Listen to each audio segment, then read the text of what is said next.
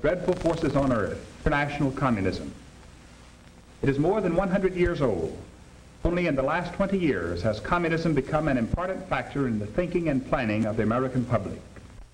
Today, international communism is a focal point in America's plans for the future. It is the great question mark in our happiness and economic well-being. What communism does and America's reaction to it today holds the fate of not only you and me, but of all mankind. The word communism, before Karl Marx began to make use of it, is an economic term, not a political one. Webster's Collegiate Dictionary communism as any system of social organization in which goods are held in common.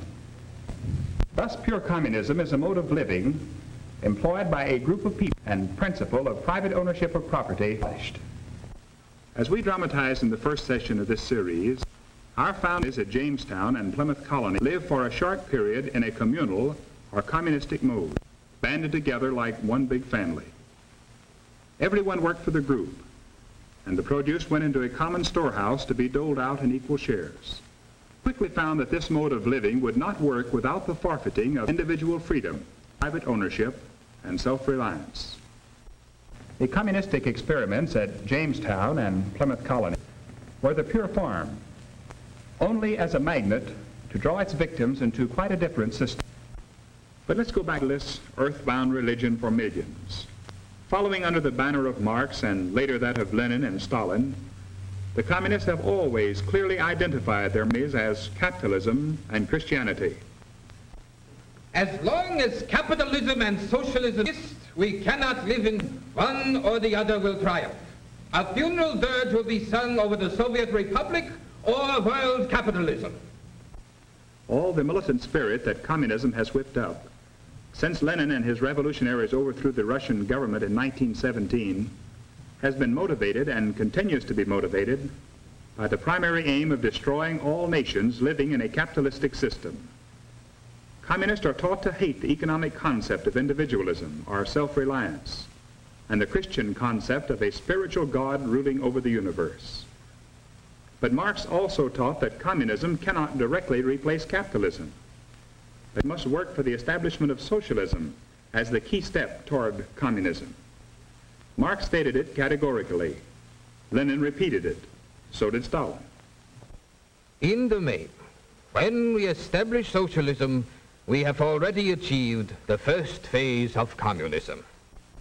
The final stage of communism, as envisioned by Marx, would be a utopia with no government, no laws. The people would be banded together in associations, and the economic rule to which all would voluntarily subscribe would be, as Marx wrote, from each according to his ability, to each according to his need. Russia, after 40 years of socialism, is even farther away from this communistic goal than in 1917. In fact, the state, or government, instead of withering away, has become stronger and stronger. The citizen has less and less freedom. Let's pause and analyze our lesson to this point. Socialism, as we have noted, is the economic system under which communism intended historically to operate in its first phase. John, could you give us a definition of socialism? The ownership and Communism's economic system is socialism. In communist Russia and in every other communist, the government operates the facilities for production and distribution. Communism in practice utilizes the socialistic economic system. Doing some research on this topic. Can you give us the major elements? Well, communism has three key elements. They are dialectical economic determinism and atheism. Very good. Now let's take them one at a time. Masses, individual man is insignificant. The individual must be subordinated to collective man. This, then, is the manner in which dialectical materialism views man. The change theory of dialectical man, when applied to society as destroyed through a revolution of the wage earners. And in its place with Marx, his followers learned that in most nations, especially in modern times, the workers could not be incited to revolt. So they have plotted, and in many instances achieved, the destruction of capitalism through evolution, a bit-by-bit infiltration, with first the establishment of socialism. England, France, Italy are all good examples. The present socialism of these countries was inspired by Marx, and communists have been in the vanguard of the developments. This has been the pattern throughout Europe and England.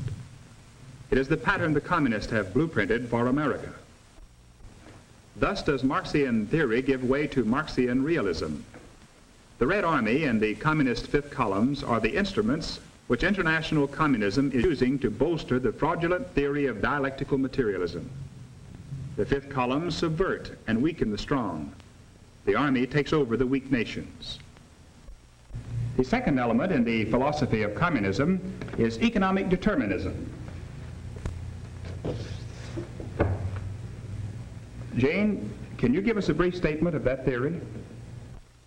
Their theory holds that the development of society is determined by material factors, particularly economic conditions.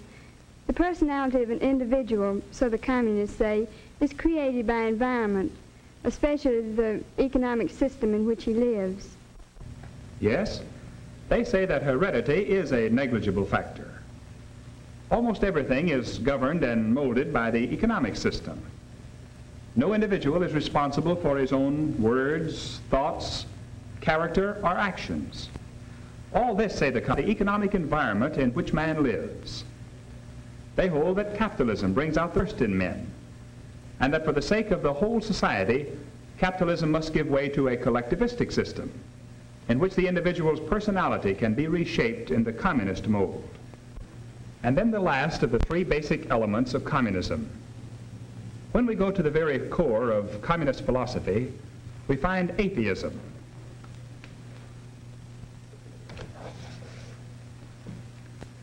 Their adoption of dialectical materialism was just another way of rejecting God. Religion, the communists say, performs two functions. First, the ruling class uses it to keep the people contented with their lot. Second, the people's exploitation of capitalism. Having dispensed with God, the communists subordinate morality to the interest of their war on capitalism. Whatever the struggle requires is good, they say, whether it be mass murder, torture, human slavery, or any of the other hideous crimes that now have been convincingly proved against the communist. In this drawing on the front, and the Soviets' 5-year plan represented by the V. In this communist drawing, workmen are shown dumping religion from a wheelbarrow, while another workman breaks up a church bell. We should now have a better understanding of the three basic elements in communism: dialectical materialism, economic determinism, and atheism. Before we leave this subject, let us measure the strength of international communism. On an October day in 1917, world communism could count only 40,000 dedicated adherents. These are hard-bitten revolutionaries who, under Lenin's leadership, seized control of the government of Russia. This was a generation ago. By 1940, enslaved 200 people. By 1955, they held in slavery nearly 900 million people, and that's about 40% of the population of the earth. A special committee of the United States Senate has reported that there are 5 million highly trained communists working secretly as fifth columnists in the 60 nations outside the Iron Curtain. Many thousands are life, wielding great influence, affecting the thinking and the actions of loyal Americans. Writing in the American magazine, J. Edgar Hoover, director of the FBI, said, "From coast to coast, hardcore Rebs continue to use every available technique, ruse, and artifice to capture the minds and control the behavior of loyal Americans. And in a limitable number of cases, they are successful in doing so." I am hopeful that after this exposition of communism, each of you will agree that it is in the interest of Christianity, and even your self-preservation, that we know this evil force bent on world domination and dedicate ourselves to resisting its growth. Next week we shall examine our own system, capitalism. But for now, class dismissed. The American Adventure Series is a production of the National Education Program, Searcy, Arkansas. Dr. George Essen, director. Dr. Clifton L. Gaines, Jr. was our instructor. This is a continuing series based on the unique political and economic system which has made America great. Watch for the next presentation of The American Adventure.